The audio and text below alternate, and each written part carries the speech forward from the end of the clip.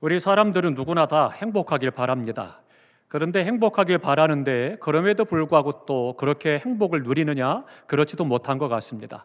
순간순간 생활 속에서 내가 잘 되기를 바라고 뭔가 이루기를 원하는데 그렇지 못할 때가 더 많이 있는 그런 것들을 볼 수가 있습니다. 근데 이것은 사람만이 아니라 모든 생명체는 다 똑같습니다. 짐승도 사람도 동물도 다 뭔가 좀 더 편안하면 좋겠고 좀 더 잘 되기를 바라고 뭔가 행복하기를 원하죠.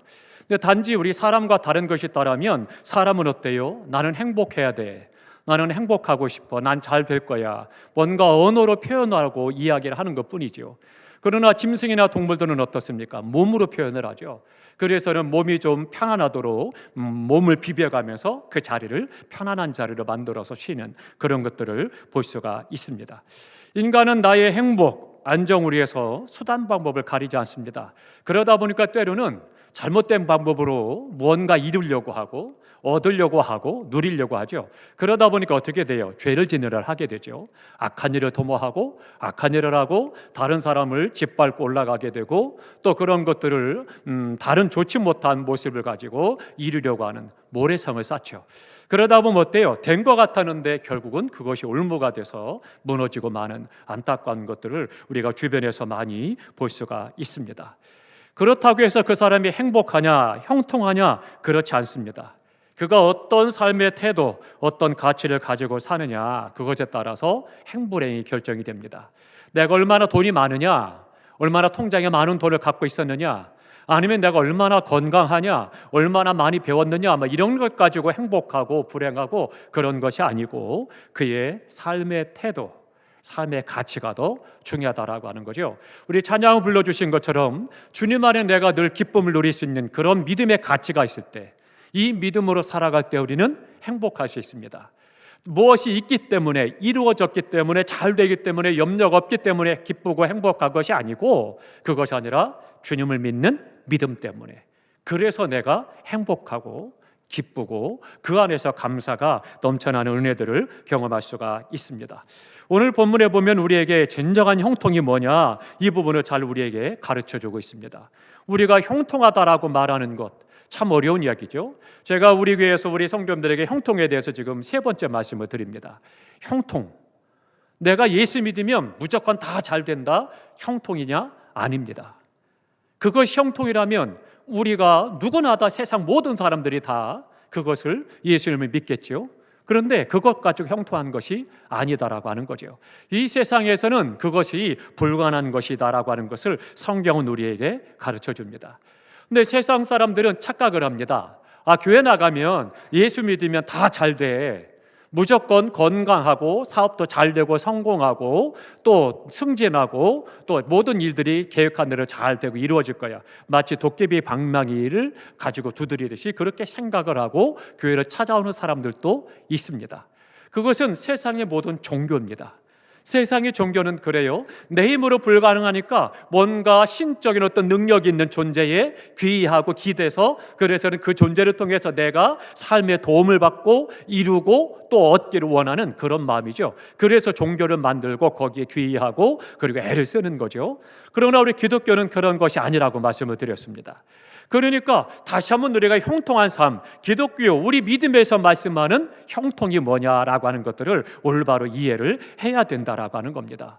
그 형통한 삶이 오늘 본문에 잘 말씀을 하고 있는데요, 형통이다라고 하는 것은 하나님의 말씀이 이루어지는 것이 형통이라고 하는 겁니다.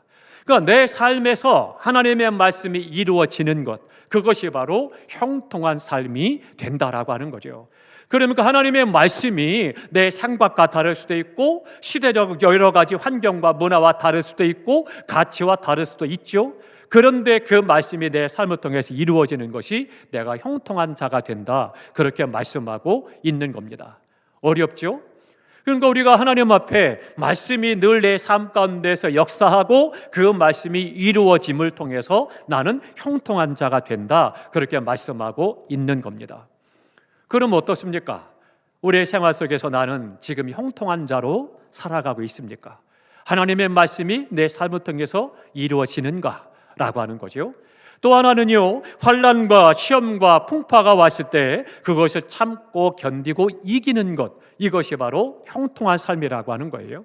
그러니까 그 환난과 시험과 고난에 침식을 당하고 또 거기에 담대해서 그래서 빠져서 나오지 못하는 것이 아니라, 그것 때문에 완전히 인생이 끝나는 것이 아니라 그 환난과 풍파와 시험들이 파도처럼 밀려오지만 그때마다 그것을 참고 견디고 이기는 것, 이 삶이 바로 형통한 삶이라고 하는 거죠.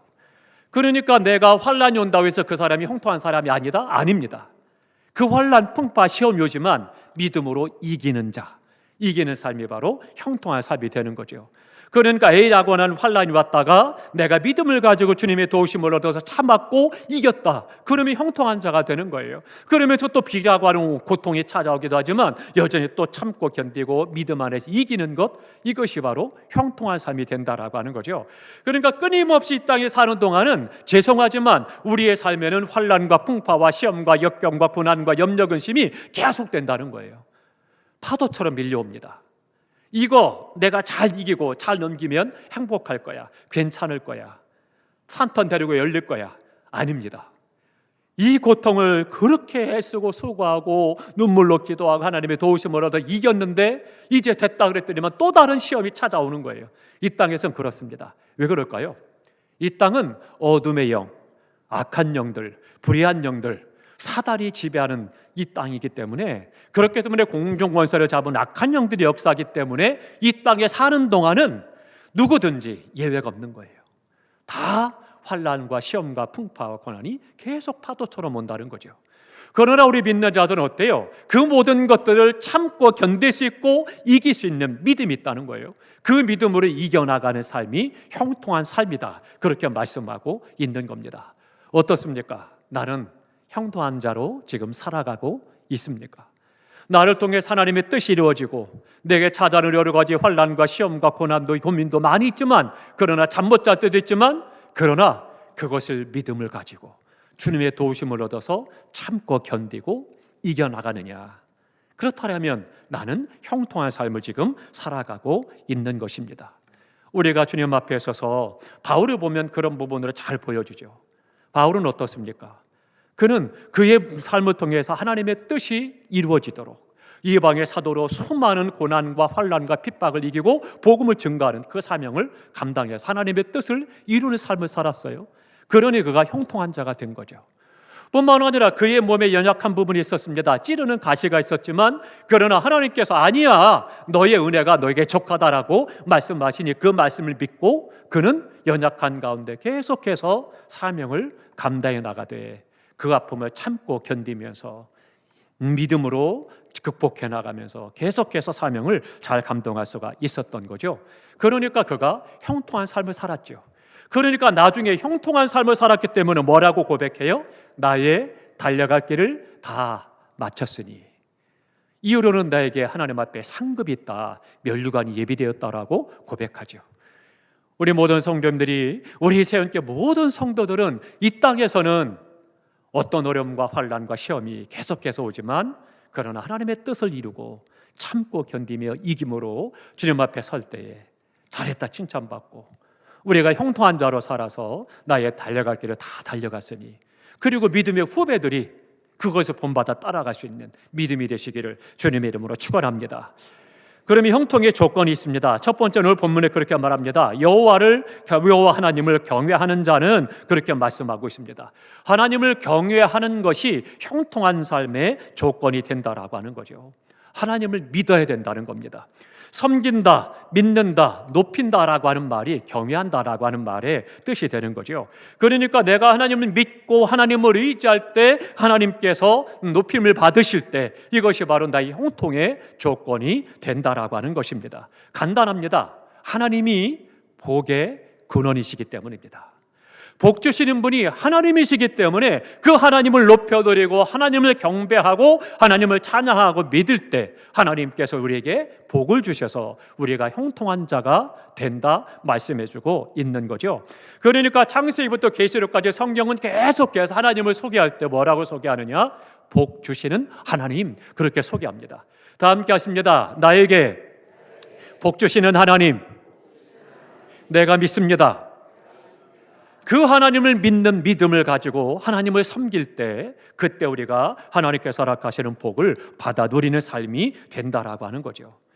그런데 내가 믿는 하나님이 복 주실 능력이 없다, 내가 다는 환난과 시험과 역경과 고난을 이기게 참고 견딜 수 있게 도와줄 능력도 없고 지혜도 없고 힘도 없다라면 그 하나님 섬길 필요 없습니다. 굳이 뭐 하나님 섬기려고 그렇게 애쓸 필요 없는 거예요. 아무런 능력도 없는데 그 하나님을 왜 섬기겠어요? 그럴 필요 없는 거예요.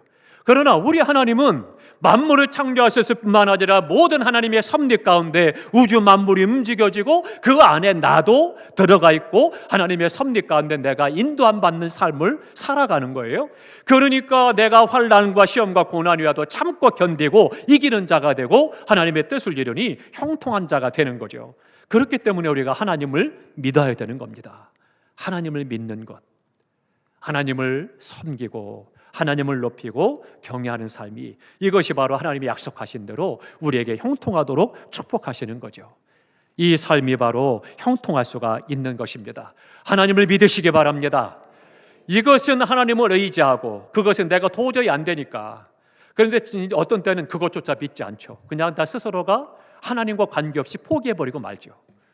그러니까 하나님께서 일할 시간이 없는 거예요. 나는 성웅이 너와 함께하고 싶어, 너를 돕고 싶어, 너 아픔을 함께하기를 원하고 너에게 능력 줘서 일을 이루기를 원해. 그런데 내 혼자 제가 혼자 고민하고 아파하고 그러다가 아예 안 되겠어 포기하고 말아버리면 어때요? 하나님께서 하실 시간이 없는 거죠. 우리 믿음 어떻습니까? 하나님을 믿는다, 그래서 와서 예배드리고 기도하고 예물을 드리고 봉헌하고 충성한다고 믿느냐? 그렇지 않습니다. 하나님을 믿는다라면 당연히 그런 종교 행위를 넘어서서 하나님을 의지하고 하나님이 나와 함께 계셔서 나를 형통한 자가 되도록 나를 통해 사람의 뜻을 이루고 내가 다는 환난과 시험과 고난을 참고 견디게 하시고 이기게 하시는 하나님을 믿고 의지하는 겁니다. 하나님을 의지하시기 바랍니다. 내 생각대로 내 계획대로 내가 좋은 대로 안 된다고 해서, 너무 어렵다고 해서, 아직 응답이 없다고 해서 포기하지 마시기 바랍니다. 하나님 앞에 믿음으로 행하셔서 형통한 자가 되시기를 축복합니다. 또 하나 조건이 있습니다. 말씀대로 사는 겁니다. 말씀대로 살아야 하나님께서 우리 가운데 역사하신 은혜를 봉험하는 거죠. 그러니까 1절은 말하죠. 그의 길을 걷는 자가 복이 있다. 그의 길을 걷는다. 그의 길은 뭐냐면 하나님의 말씀을 말하는 겁니다. 하나님의 말씀대로 살아가는 삶, 그것을 말씀해 주고 있습니다. 하나님의 말씀이 내 인생의 이정표가 되는 거고요, 그것이 캐논이라고 해서 기준이 되는 거예요. 내 모든 삶에 결정하든 안 하든 무슨 일을 하든 내 삶의 중심에 말씀이 있어야 된다라고 하는 거죠. 그러니까 말씀대로 내가 순종하고 나아갈 때 우리의 가는 길이 형통한 자가 되고 우리의 삶을 통해서 하나님의 뜻이 이루어지게 되는 거예요. 그러니까 어떻게 돼요? 당연히 말씀을 가까이 해야죠. 말씀을 읽고 듣고 배우고 암송하고 일을 계속해야 된다는 거죠. 하나님의 말씀 너무나도 귀한 말씀이니 그 귀한 말씀을, 성경을 어떻게 내가 함부로 불릴 수가 있겠어? 성전에 갔다 오면 집에 아주 좋은 장식장에다가 잘 고여 모셔두었다가 그랬다가 주일날 예배 드릴 때만 싹 빼서 갖고 오고 잘 갖다 드리고, 그것이 아닙니다. 우리가 말씀을 사랑하고 말씀을 읽고 듣고 배우고 암송하는 데 있어서는 성경이 너덜너덜해야 되는 거예요. 계속 성경을 읽고 기도하고 그러다 은혜 받아 성령의 감동하심을 받고 하나님의 은혜를 깨달아서 회개하고 감격하고 이기고 눈물 흘리고, 그래 성경이 곳곳에 눈물 자국 있고 펜 자국 있고 침이 묻고 해야 되는 거예요. 그 사람이 하나님에 대한 사랑, 말씀을 사랑하고 말씀대로 살아가는 삶을 살아가는 거죠. 이 지상의 모든 법, 모든 명령, 기준들도 다 하나님의 말씀 위에 있을 수는 없습니다. 그렇기 때문에 모든 삶의 기준은 하나님의 말씀이 돼야 된다라고 하는 거죠. 그러니까 성경, 하나님께서 우리 인간에게 주신 명령, 그 말씀을 기록한 책이 바로 성경이기 때문에 우리가 하나님의 말씀대로 살아가는 겁니다. 초보 운전은 어떻습니까? 초보 운전은요, 어디 가려면 미리 다 검색을 해야 돼요.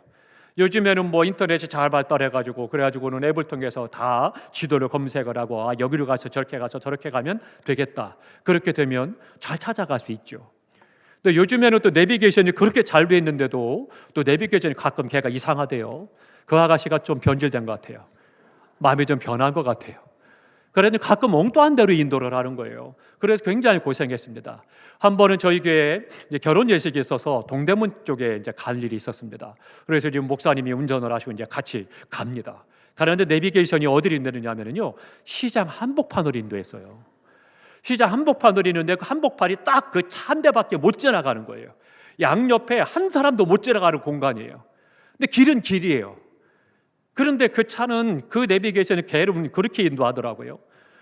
사람들이 눈총이 얼마나 따가웠는지요. 창피해가지고 내가 차를 이 등에 메고 빨리 걸어갔으면 좋겠다, 그런 생각이 들 만큼 창피했습니다. 다 쳐다보는 게 이 사람 뭐야. 정말 마음이, 얼굴이 화끈화끈하고요. 굉장히 그랬습니다. 내비게이션 이 아가씨가 마음이 변질됐구나, 그런 생각이 들었는데요. 결국은 하나님의 말씀 이외에는 세상의 기계도 마찬가지입니다. 요즘에 AI가 나와가지고 다양한 것들을 이야기하잖아요. AI 깜짝 놀랐습니다. 전화기에서 AI가 이제 하는데 보니까요, 조금 아직 완전하지는 않다 보니까 그러다 대화 내용을 이야기합니다. 대화 주고받은 내용을 말풍선처럼 해가지고 뭐 잘 있었냐, 그래, 뭐 쭉 이렇게 잘 나오더라고요. 근데 그 말들이 이상한 말들이 많이 써 있어요. 제대로 알아듣지 못해가지고. 그런데 전화 통화한 내용을 요약해서 요약본으로 딱 떠주는 건요, 논문처럼 썼습니다. 그래서는 송성시하고 대화 가운데 민족을 위한 기도를 이야기했습니다. 대단하대요. 그 제가 두고 받은 대화 내용을 논문처럼, 소논문처럼 딱 써가지고 아티클처럼 해서 딱 기록해 주는데, 야, 대단하다, 그런 생각이 들더라고요. 그런데 그래도 믿지 못하는 거예요. 이게 오직 하나님의 말씀은 변함이 없는 거고, 어떤 상황, 어떤 환경, 어떤 문화 가운데서도 시대가 변해도 그 말씀은 변치 않고 1.1획도 변하지 않고 우리 가운데 역사하고 이루시고 그대로 이루어짐을 믿으시기 바랍니다. 그러니까 하나님의 말씀대로 우리가 순종하며 살아갈 때 형통한 자가 된다 말씀하고 있는 겁니다.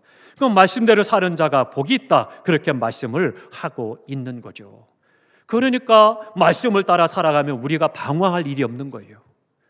하나님의 말씀이 내 발의 등이 되었고 내 길이 빛이 돼서 가는 길을 다 밝게 보여주고 인도하니까 뻔하잖아요.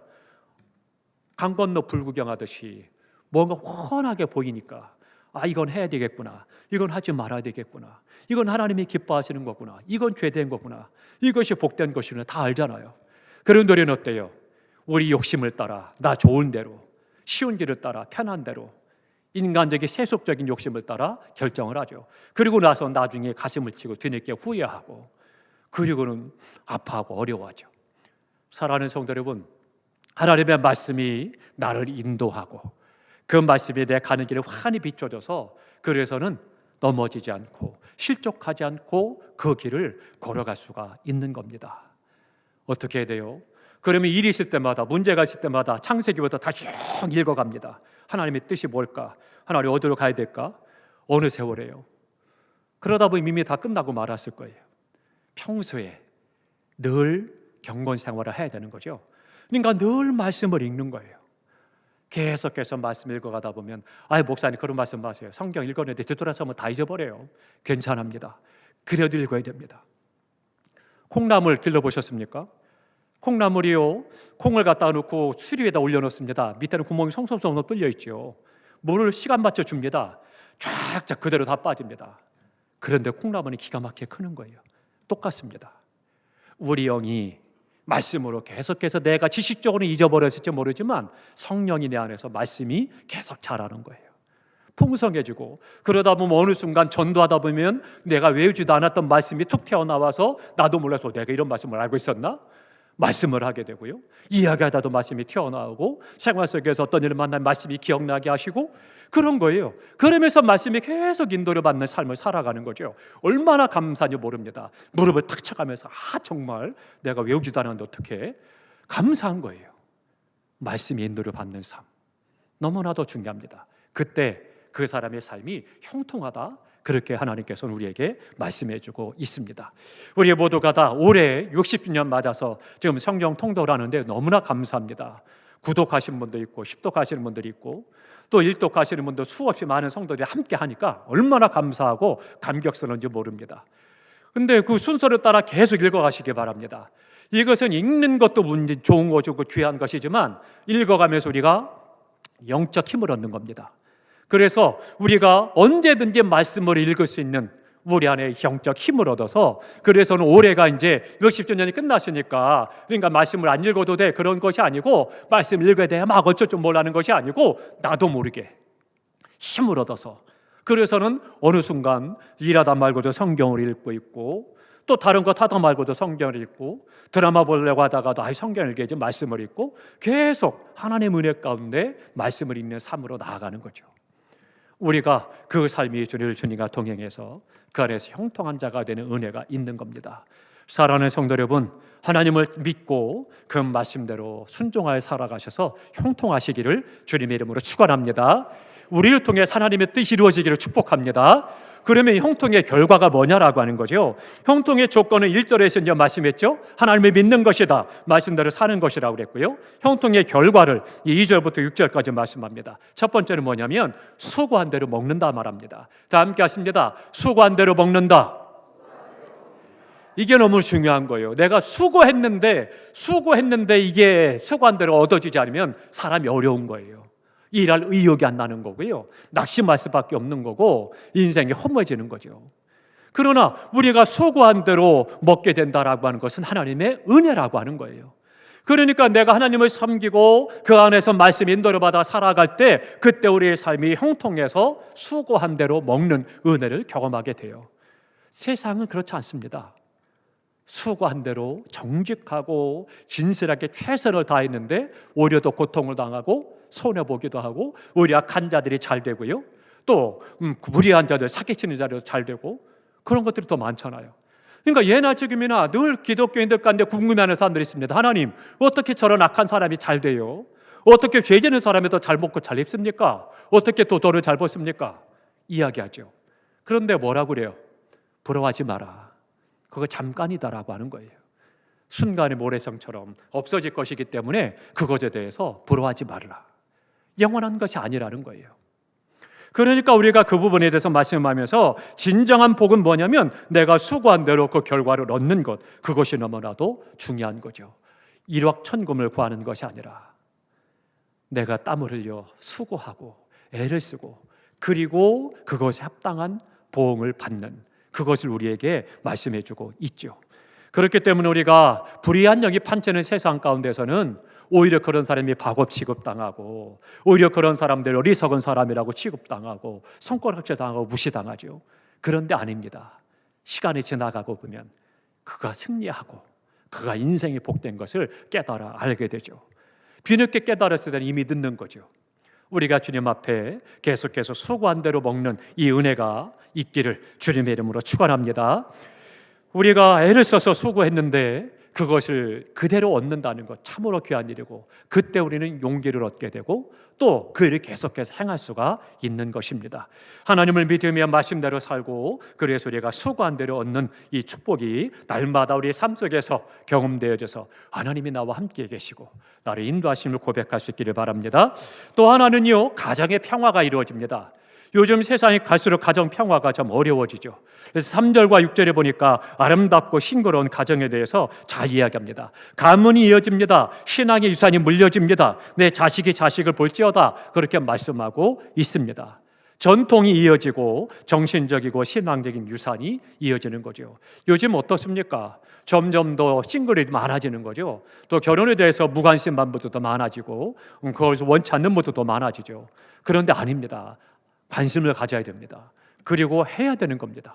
가정을 이루어야 되시, 그래야 사람다운 삶을 살아가는 것이고, 그리고 하나님께서 말씀하신 뜻을 이루는 거예요.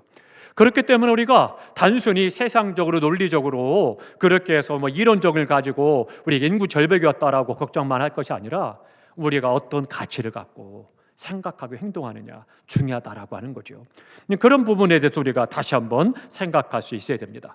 4절에 말씀하죠. 여호와를 경외하는 자에게, 즉 하나님을 믿는 자에게는 이 같은 복이 있다, 그렇게 말씀하죠. 그래서 가정이 주님 안에서 평화가 이루어지고 그 은혜 가운데서 안전에 되는 은혜의 삶을 누리게 됩니다.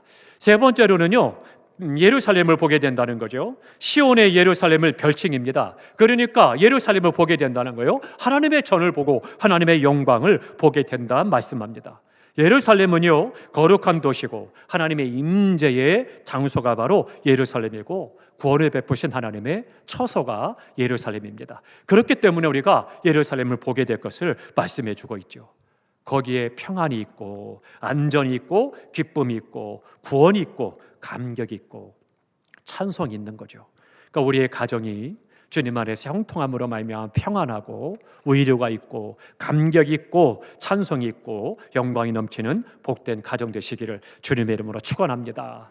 하나님의 믿음으로 하나님의 말씀대로 행할 때에 우리가 형통한 자가 되고 형통한 자가 돼서 우리의 심령과 가정에 평안과 감사와 행복이 있고, 그리고 우리의 삶을 통해서 우리의 가정이 자자손손이 하나님을 섬기는 아름답고 복된 믿음의 가문 이루어 가시고 우리의 손을 하는 모든 일에 하나님께서 응답해 주시는 그런 축복이 있기를 주님의 이름으로 축원합니다.